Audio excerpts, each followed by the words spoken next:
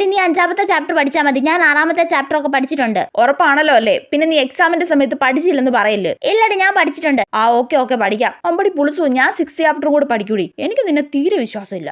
കടല് പോലെ പഠിക്കാനുണ്ടല്ലേടി. ഏതവനാണോ ഈ എക്സാം ഒക്കെ കണ്ടുപിടിച്ചേ? ഞാൻ പ്രധാനമന്ത്രി ആയാലും ആദ്യം എക്സാം ഒഴിവാക്കൂടി, എന്നിട്ട് എല്ലാരും ജയിപ്പിക്കും. എന്നാലും ഇത്രയും ടെക്നോളജി ഒക്കെ ഉള്ള കാലത്ത് കോപ്പി അടിക്കാൻ മാത്രം ഒരു ടെക്നോളജിയും കണ്ടുപിടിച്ചില്ലല്ലോടി. എടി ഞാൻ എക്സാമിന്റെ സമയത്ത് എപ്പോഴും ആലോചിക്കൂടി, എനിക്ക് എന്തെങ്കിലും സൂപ്പർ പവേഴ്സ് ഒക്കെ ഉണ്ടായിരുന്നെങ്കിലെന്ന്. ഞാനും. നമ്മൾ എക്സാം ഹോളിൽ ഇരുന്നിട്ട് എക്സാം ക്വസ്റ്റൻ ഒക്കെ വായിച്ച് ആൻസർ എഴുതാൻ വേണ്ടിയിട്ട് നമ്മുടെ തൊട്ടു മുന്നിലുള്ള ബോർഡിലോട്ട് നോക്കും. അപ്പൊ ആൻസർ ഒക്കെ ബോർഡിൽ ഇങ്ങനെ തെളിഞ്ഞു വരും. പക്ഷെ അത് നമുക്ക് മാത്രം കാണാൻ പറ്റൂ, വേറെ ആർക്കും കാണാൻ പറ്റൂല. എന്നിട്ട് നമ്മൾ ബോർഡിൽ നോക്കി സുഖമായിട്ട് എക്സാം എഴുതിയിട്ട് ബാക്കിയുള്ള സമയത്ത് വെറുതെ ഇരിക്കും. റിസൾട്ട് വരുമ്പോൾ നമുക്ക് ഫുൾ മാർക്ക്. ആഹാ, അങ്ങനെ ഒരു കഴിവ് കിട്ടിയിരുന്നെങ്കിൽ എന്ത് അടിപൊളിയായിരിക്കും അല്ലേടി?